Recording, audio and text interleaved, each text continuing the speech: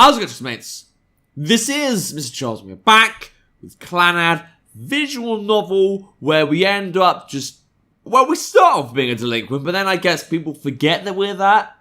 Like, this is the thing, it's been so long since actually people have called us a delinquent that it feels kind of weird to suddenly have episodes where they keep calling us a delinquent again. I mean, it just feels like it's written by a completely different person. Maybe that's just the writer in me. I just know there's at least like 2 writers involved in this visual novel masterpiece. Maybe there's 5. Maybe there's 10. But honestly, there's definitely more than one. I'd be very surprised if this was like one person's like dream child. Alright, I've decided in previous episodes I don't want to be an upstanding citizen anymore. I want to be an alcoholic. So here's to the previous episode. Fucking... sorry about the swearing. I like having a bit of a potty mouth lately. I don't know why. Look, I know I'm doing this for myself. I'd be extremely surprised if anyone is actually watching this for entertainment. So personally, I'm just trying to entertain myself. Here's to Tommy accepting he's gonna sleep with Furukawa, get out of the house because he really can't bear his dad. Here's to that nonsense. You know, considering they only know each other like a few days, you'd think that this kind of stuff would be impossible. I mean, yeah, like, it's plot convenience, but even so, normally it'd take a few months before I'd end up being able to go around someone's house. I mean, meeting up for dinner or something, that's a bit different, but going to someone's house and, like, sleeping over? I don't know, man, but then I guess this is Japan. Things are slightly fucking different. Alright, yeah, I guess so. It'd be nice if I could. Okay, then let's. Huh, wait a minute, this is a different theme. Isn't this technically Furukawa's theme? Because I don't hear it often, but I only hear it when we're with Furukawa. We had it at the beginning when we were walking up that hill. I mean, I gotta admit, it being one of those themes I don't often hear. I don't know, I'm okay with this song. You idiot. You trust people too easily. I turn my back to her. You're the one who decided to speak to me of all people, Okazaki-san. Her voice is tense. You're the one who said you'd help me find drama club members. That alone is enough to make you a good person in my eyes. I start to walk off. I don't hear any other words from her. Well, there you go. And then we end up going to Tsunohara's room again at night. What? I mean, yeah, I visit Tsunohara's room again that night, but it's more or less what I said. Hey, Tsunohara, you alive? Tsunohara is sleeping with his head rested on his kotatsu. Yeah, I remember what that is. Looks like you're live. Aren't dust shoots supposed to be made so people can't fall in? He raises his head right as I sit down. Were your joints dislocated or something? As if that'd be enough to make me fall in. Anyway, Okazaki. He brings his face close to mine. What? That girl is seriously strong. Oh yeah, I forgot we're thinking about Tomoyo, aren't we? Yeah, I actually noticed that a while ago. Oh well, I guess this means that the legendary girl really does exist. She does not! You still don't believe it? It's just impossible for a woman to be stronger than a man, says the delinquent, delinquent number 2. It's not even delinquent number 1. You've just made yourself an enemy of every woman in this country. I mean, you saw how she looked, right? Well, I do agree as far as that Tomoyo girl is concerned. Right? It's just absurd how strong she is. Could it be? What? Could it be she's actually a guy? I'm really starting to worry about your life now. Why? How about you try saying the same thing to her face? He must be visualizing the scene in his head. Must be going down very well there. Can we see it? Well, apparently not, but he can. He's probably being thrown through the air right about now. Getting the combo in his brain. Yep, really hurting him there. He's probably being cremated right about now. I think I'll pass. You don't want to end up in an urn? As if I'd imagine things that far ahead. I only got up to the part where I jump out the casket in a panic. That means you came back to life. That's not in character, you know. What? Really? Just be a good boy and burn! Why does any of that matter? At any rate, I'm going to go check. Go and check whether resurrection is possible after being turned to ashes? Why would I test something that's scary with my own body? I mean, whether she's a man or not. She, meaning Tomoyo. Yeah. How? There's plenty of ways, and I'm gonna check until I know for sure. At this point in time, Tsunohara had yet to realize that he had started down the path of the pervert. I could totally hear that, you know. Just pretend you didn't then, it'd be far more fun that way. As if I'd do something that seemed perverted. I mean, look, I'm only a narrator here, but it sounds pretty perverted to me. I'll play it smooth. Well, be sure to stay safe. I want to hear your findings. Don't look down on me. I don't think that's something you can say after being completely demolished in a fight today.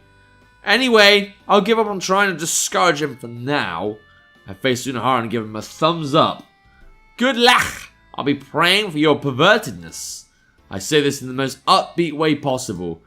Oh my god, it's hard to be upbeat. I'm not drunk, but I've got to admit it started hitting me a little bit. I'm such a lightweight. Yeah! Tsunohara takes it as a wish for good luck and gives me an equally refreshing response. Oh, good. Oh, joy. It's good to be gay. Oh, wait, no, neither of these guys are gay. There's no gay playthroughs in this game. Homophobic. If it's straight, it's homophobic. Exterminate! I don't know where I'm going with that. Alright, cool. What happens next? I must have been dreaming. I don't remember the dream. It was a dream of long ago. I stared at the ceiling for a while, trying to recall the whole thing. I can't remember what it was about, though. What I do know is that the dream left me feeling at ease. I crawl out of bed and begin getting dressed. Looking at the clock, I realized that first period has already started. Well, fuck it. I grab my thin bag and head up to the first floor. Do I see Dad? Do I kiss him goodbye? My father's all fuck that guy. What did he ever do? I mean, he sleeps in the corner. He supports me. What the fuck? Alright, my father's already gone. I pass through the messy room and head to the entranceway. It's good times, had by me. After I put on my shoes and lock the door behind me, I leave home. Alright. The bottom of the hill. Oh yeah, this bit. Oh, I'm going to hear Furukawa's theme again. Furukawa is there again, standing still as can be. Morning! Oh, good morning. What are you doing here again? I was waiting for you, Okazaki-san. You were waiting? Yes, I thought we could go to school together every morning from now on. Huh? If that would bother you, then I won't, but the school is right there, you know. You just have to climb this hill, that's all. Yes, but... She glances at the school gates. Climbing this hill to make a deal with God. I know I've made that joke, but it's still a good joke. I guess it's something she still needs to work up courage to do. Nah, mate, nah. She just wants to be with you, because... Romance. This is a romantic game. So, I guess not then. She looks back at me, holding down her hair as it dances in the wind. If you wait for me, you'll be late for school every day, you know. That's okay. It's much better than not going at all. You should just go on your own, with or without me. Okay, I'll try. It's not like I mind, though. Huh. I guess even a guy like me is able to help her. Funny, it almost feels a bit like a luxury to be in this position. What, do you feel like an alpha male? Getting the little girl? No, I mean, it's romantic and shit, but I wouldn't really call it a luxury. That just seems a bit pervy. That's why I start walking. Let's go. Okay! Her feet pitter-patter behind me. Done a bit of a running town. That's a nursery book I do. Honestly, though, every day I have to hear pitter-patter. It's like a little thing, you put like two words together, sun and flower, pitter-pa, and they run into each other and make a sunflower. Every fucking day I hear that shit. Don't you need to figure out what you'll be having for lunch today? No, I'll be alright. After all, we're going to school together. That's motivating in and of itself. I see. In that case, let's go buy lunch together. You're just going to buy bread anyway, right? Yes! A little later... I'd look back and realise this was another odd promise I made to her. Yeah, you seem to be doing a lot of those. Why? Why do you need to promise this shit to her? Oh, fuck. Oh, we made it up the hill, and we got fucking Tsunohara complaining that we're late. You know what? That's as good as any celebration to drink more alcohol. I need to develop a liver-related disease, so I've got to drink now, and I've got to drink fast. Look.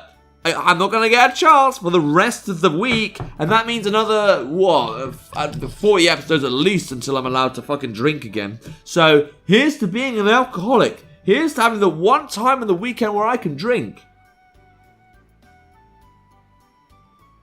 I mean, I'll definitely make a few more episodes, but I've actually got another bottle of this size, but then I've only got like another bottle with only like that much in, maybe. So it's gonna go straight to my head. Fuck it either way. Yo, you're late. Yeah, you are here earlier than me. This cannot be. This must be a dream. Here, let me try punching your cheek like a gentleman. Pinch your own cheek. But wouldn't that hurt if this was actually real? It hurt for me too. So anyway, why are you here? Well, I can't just remain stained with a dishonor like, oh yeah, I remember you don't like Tomio and you want to prove that you're a man or you're stronger or whatever. Something's happening there. Huh? Which stain do you mean? Why are you making it sound as though I've got a lot of them? Of course, the stain of losing to a woman. Ah, that one. Today I'll prove that she's a man. And you came here this early just for that. So, how are you going to prove it? I'll ask her questions that'll make her inadvertently give up the fact that she's a man. For example? Hey, could you lend me a razor sometime? Or something. I don't know how that would work. This guy actually thinks that's a casual question. You know, Tsunohara's brain, I don't know how it works, but it's not normal. It's very freakish. Scientists are yet to discover where it even is. So how do you plan on smuggling something like that into a natural conversation? It'll work out one way or another. You just watch. Yeah, I'm meant to go and watch, apparently. Again, I'm pretty sure that Tomio's going to end up in this fucking club or whatever. Tsunohara leaves the classroom in high spirits. Okazaki-kun. Leaving my bag, I follow after Tsunohara. Oh, was I? Well, apparently I wasn't meant to care about Ryo or whatever. Did someone just call me just now? Well, whatever, it was only Ryo. Fucking lesbian. I mean, she's not. She ends up with Kappei at some point. That's another story altogether. Despite appearances, I'm actually quite busy. I didn't come to pick a fight with you today. What? How about we go for a stroll and talk for a bit? Tomio directs her eyes at me, as though to ask, what's this guy up to? I have no idea, I reply with a shrug. We don't need to walk, do we? Let's just talk here. Huh? Here? Alright. Let's see. Spit it out already. This morning, right, I totally overslept, which was horrible. Tee-hee! I bet he did the hand thing as well. Only being rather out of character right now. And when I tried shaving, it actually turned out the blade was chipped, you know? Man, that gave me an ouchie. I see. So I'm really sorry for asking, but could you perhaps lend me your razor? And why do I have to lend you a razor? Yes! She fell for it! You heard it too, right, Okazaki? Yeah, I heard it alright. But what's this all of a sudden? You said I just now, didn't you? Is there something wrong with that? In other words, it means that you own a razor. And in that case, of course I don't own one. Huh? Sorry, that's quite funny. I don't know, I've done this before, but it's cute. When I said what I meant was, where do I have any kind of obligation to lend you any of my belongings? More importantly, don't you know it's rude to ask that of a lady? There goes the combo. Love it. It's time to die. This was self-defense. Liar! Yup, it was self-defense. Hey, don't get swayed to her side like that. Don't get on my nerves too much, or I might end up hurting you.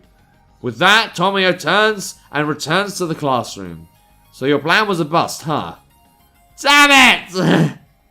Well, I mean, you know, razors, there's other ways. All throughout class, Tsunohara moans and groans without taking a single look at the blackboard. Man, when do you ever do that? You always fall asleep. This isn't a classroom anymore. It's a hotel for kids, and you don't pay.